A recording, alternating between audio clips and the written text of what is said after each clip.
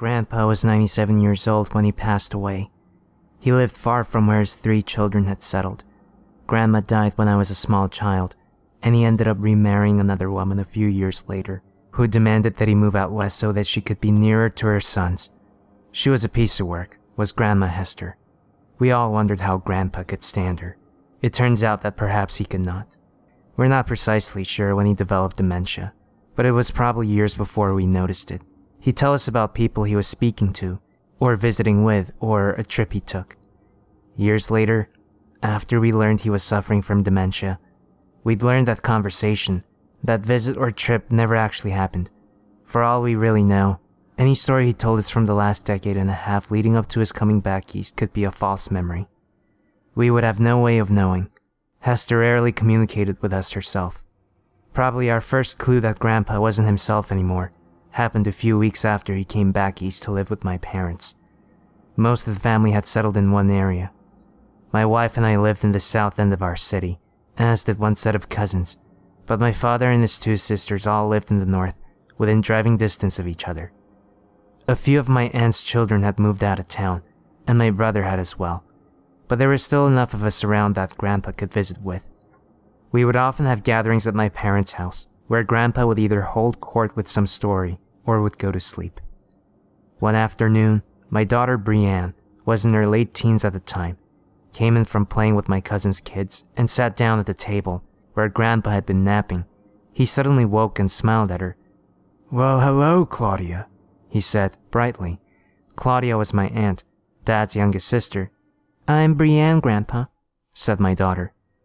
"No," said Grandpa, almost sounding offended. "You're my daughter, Claudia." Later that same month, he told my aunts and uncles the story of how he came out east after living with Hester got to be too much. "I prayed to the Lord," said Grandpa, "and the next thing I knew, Martin was there." Martin was my father. I remembered him driving out to the tiny, cold house on a hill in Colorado to get Grandpa. He had not come due to any divine intervention. He had come because Grandpa called him in the night and pleaded with him to come get him.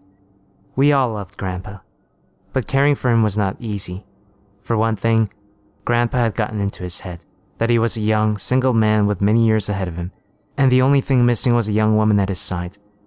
If he spoke for any length of time with a younger woman, he became convinced that she was in love with him, and that perhaps she should be his new bride. Hester was even still alive at this point. He had forgotten her utterly. The women he made advances on included my mother, 2 of my cousins, and my own wife. Thankfully, he couldn't do much more than talk, so it was just a matter of politely changing the subject whenever he would start with that. But it got worse when he decided he could do things like take walks on his own, or try to drive my father's car. Dad and Mom didn't let him go on walks by himself, but that didn't mean he didn't sneak away sometimes when Dad was away and Mom was in the basement. He had to use a walker to get around, and simply couldn't do stairs, but refused to admit this to anyone, including himself, leading to a lot of falls. He would also get confused as to where he was, or where he lived. At times, during his walks, he would attempt to find the old family home that he raised my father and aunts in, despite it having been long gone since before I was born. Dad picked him up from a police station, where he had been taken after some patrol officers saw him wandering around, clearly lost. The time he tried to drive Dad's car was after that. He decided that the reason he got lost is because he had to walk. He managed to get the e-brake off, and rolled right down the fairly steep incline outside my parents' house, crashing into a fence. The damage was minimal, but after that incident, my parents realized he needed to be in a full-time care facility. He got worse after that. My father visited him 3 times a week. I have no idea how often my aunts went, or if they even did. I tended to only go when there was a family gathering, and increasingly I began to realize that he had no clue who I was. He'd smile and greet me as though I was someone he had just met. He'd tell me about his children, describing them as little kids, and even going as far as to invent a friend who was looking after them while he was in this home with all these old people. Grandpa was 93 at the time. He was much older than many of the others who lived there, but somehow they were the old people while he was not. But when I say he got worse, I mean he changed.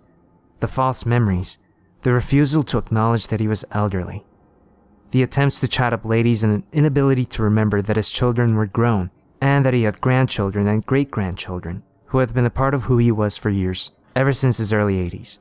But he had never been violent before. That changed one night when Dad was called to come to the facility quickly. Grandpa was wandered into the wrong room and had come out screaming, raising his walker up in the air and slamming it into the ground, taking a few swings at people who tried to calm him down. He began accusing the staff of stealing his things. He was bellowing as loud as he could, "Give them back!" I wasn't there for it, and I still have a hard time picturing it. Grandpa barely raised his voice above normal volume during the last decade of his life, except to laugh. When Dad got there, they had gotten him into his room, and he was somewhat appeased. Somewhat. He had a can of Ensure in a tube sock, and almost hit my father in the head with it when he came in. He apologized.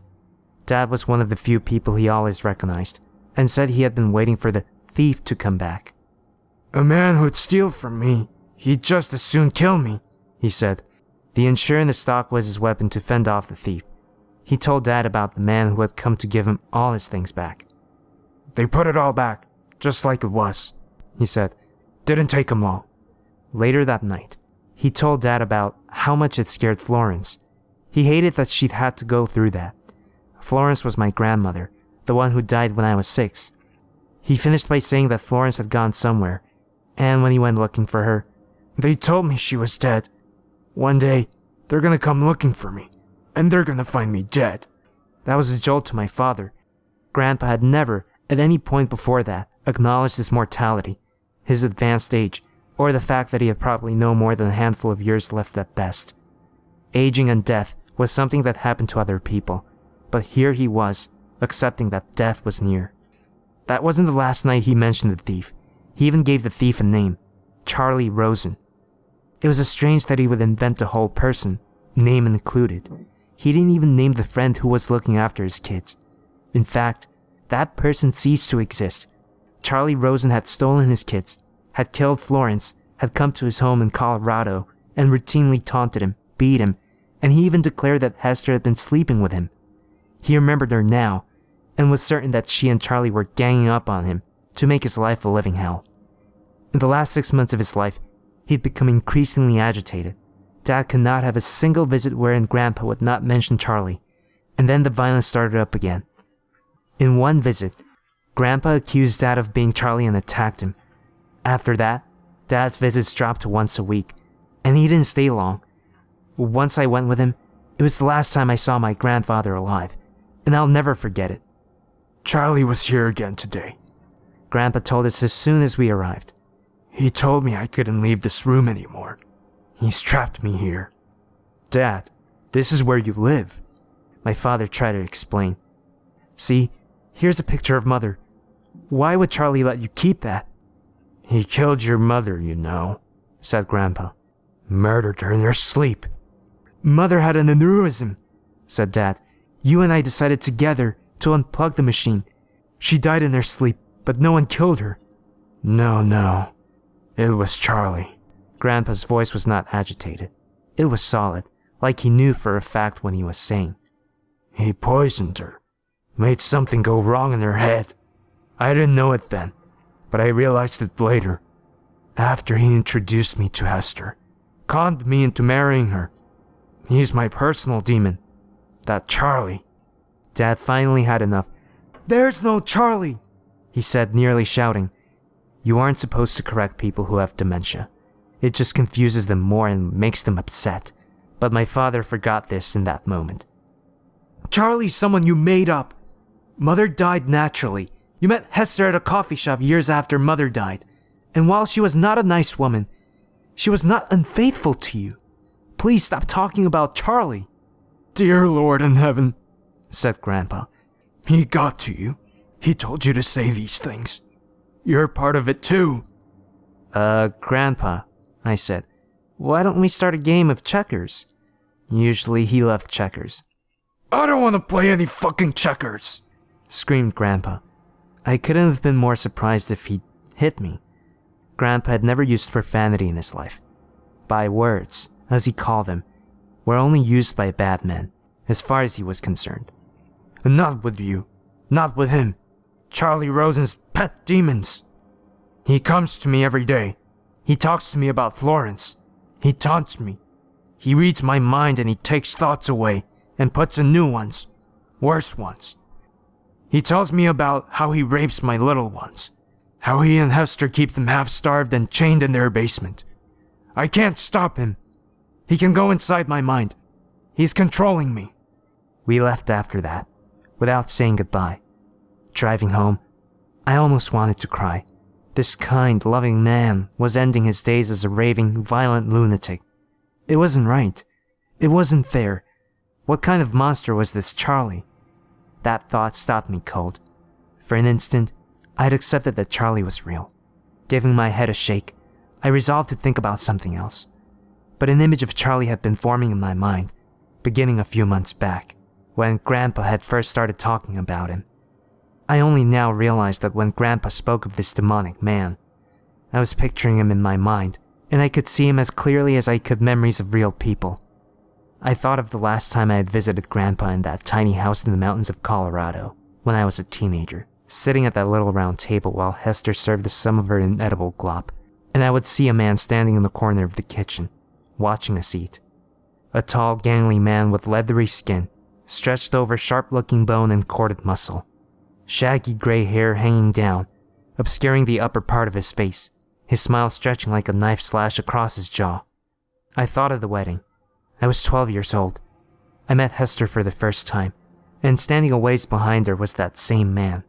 I remember a family gathering at the facility Grandpa was concurrently staying at. Didn't we pass that man in the hall once? No, of course not.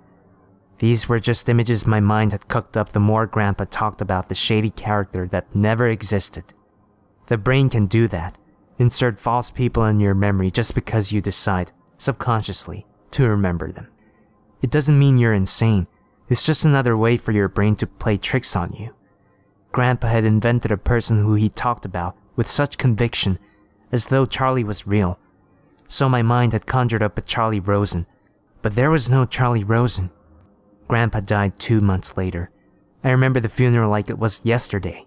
I still wake up at night in a cold sweat, remembering. Everything was normal at the start. My parents, my aunts and uncles, my wife and I, and our children, my brother and his wife and their son, my cousins, their spouses and their children. We all gathered under the same roof for the first time in years. No one was missing. No one was out of town and couldn't make it. 2 of my cousins I hadn't seen since they were children. It was nice to catch up with them. The service was nice as well. The pastor who served the ritual needs at Grandpa's facility was the officiator. Grandpa looked calm and peaceful, whole, so unlike what he had been in the last few months of life.